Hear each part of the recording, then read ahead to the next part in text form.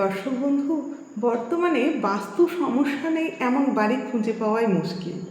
কারণ এত কম জায়গা জমি, যেখানে বাড়িঘর করতে গেলে প্রত্যেকেরই কোনো না কোনো সমস্যা তৈরি হয়ে যায়। তো যাই হোক, আমাদের তার মধ্যেই কিছু উপায় করে ভালো থাকতে হবে। কি করলে আপনার বাড়ির নেগেটিভ এনার্জি সম্পূর্ণরূপে নির্মূল হয়ে যাবে, ভ্যানিশ হয়ে যাবে নেগেটিভ এনার্জি, সেটাই আজকের ভিডিওতে জানাবো। ভিডিওটি শেষ পর্যন্ত দেখতে থাকুন। আপনি এমন একটি উপায় করবেন যার মাধ্যমে আপনার বাড়ির নেগেটিভিটি কিন্তু কমে যাবে।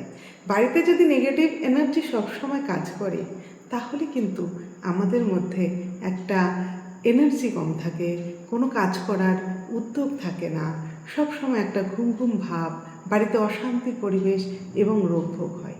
তো সেই কারণে শান্তির পরিবেশ তৈরি করতে গেলে আপনাকে আপনার ঘরে পজিটিভ এনার্জির ফ্লোটা আনতে হবে।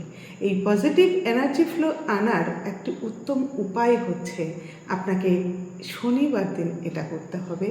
শনিবার দিন এক টুকরো ফিটকিরি, এই এক টুকরো ফিটকিরি আপনার ঘর মোছার জলে দিতে হবে।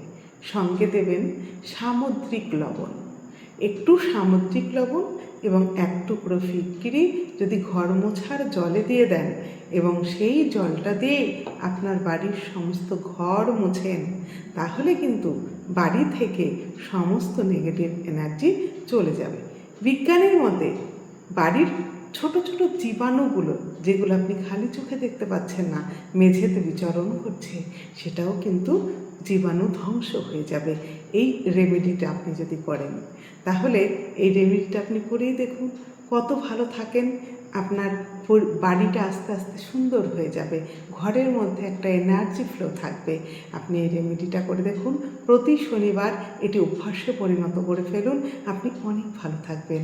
আর আরও ভালো থাকতে আমার সুন্দর সুন্দর ভিডিওগুলো দেখুন, আমার পাশে থাকুন। সকলে ভালো থাকুন, শেয়ার করুন, লাইক শেয়ার কমেন্ট। নমস্কার।